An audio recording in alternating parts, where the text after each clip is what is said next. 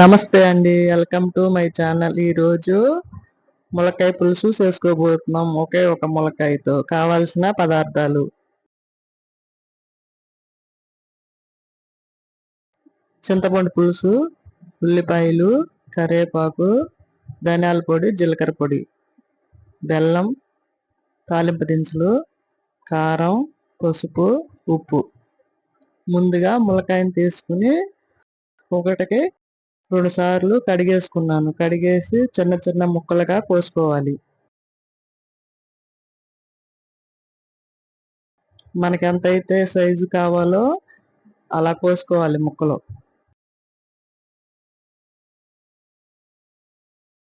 ముక్కలన్నిటినీ కోసుకోవాలి. నేను హైబ్రిడ్ కాయ తీసుకున్నాను ములక్కాయ.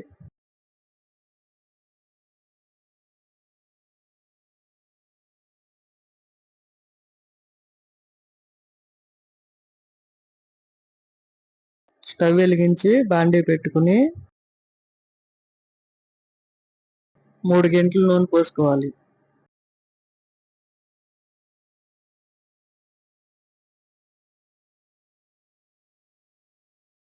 నూనె కాగిన తర్వాత తాలింపు దినుసులు వేసుకోవాలి.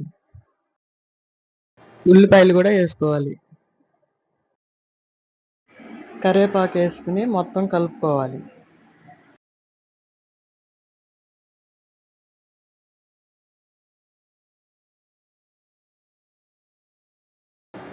ఎర్రగా ఏగే వరకు వేపుకోవాలి.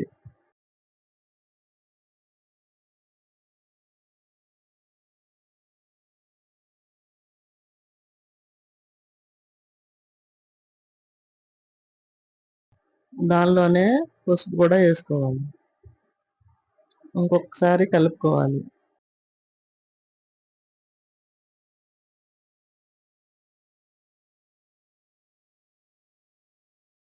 ములక్కాయలు కూడా వేసుకోవాలి. వాటిని కూడా ఒకసారి కలుపుకోవాలి.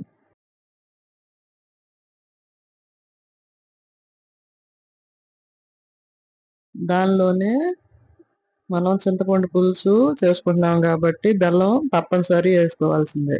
బెల్లం వేసుకున్నాను.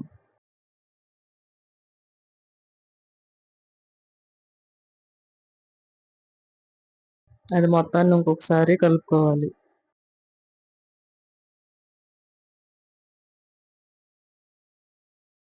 దానిలోనే కారం కూడా వేసుకోవాలి.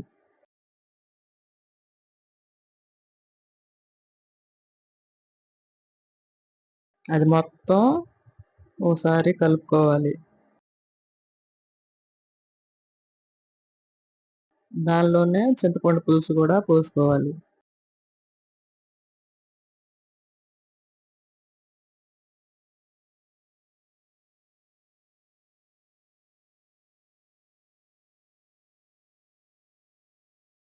దానిలోనే తగినన్ని నీళ్లు కూడా పోసుకోవాలి.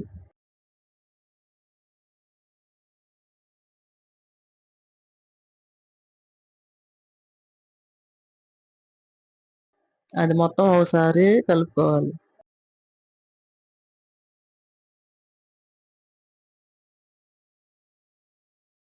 దానిలోనే తగినంత ఉప్పు కూడా వేసేసుకోవాలి.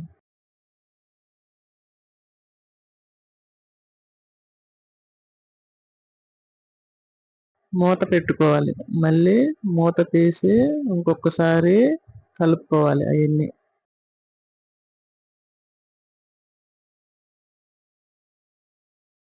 చాలా వరకే దగ్గర పడిపోయింది. దానిలోనే ధనియాల పొడి, జీలకర్ర పొడి కూడా వేసుకోవాలి.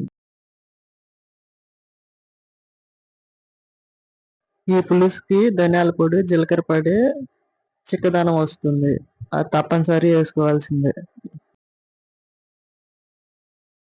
మూత పెట్టుకుని ఉడికించుకున్న తర్వాత మళ్ళీ మూత తీసి ఇంకొకసారి చూసుకోవాలి. ములక్కాయ పులుసు రెడీ.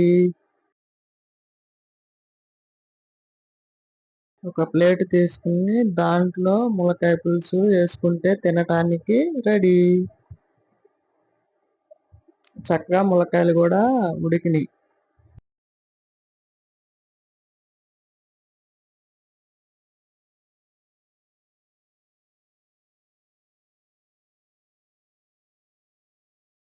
ముక్కల మీద పులుసు పోసుకుంటే ములక్కాయ పులుసు రెడీ.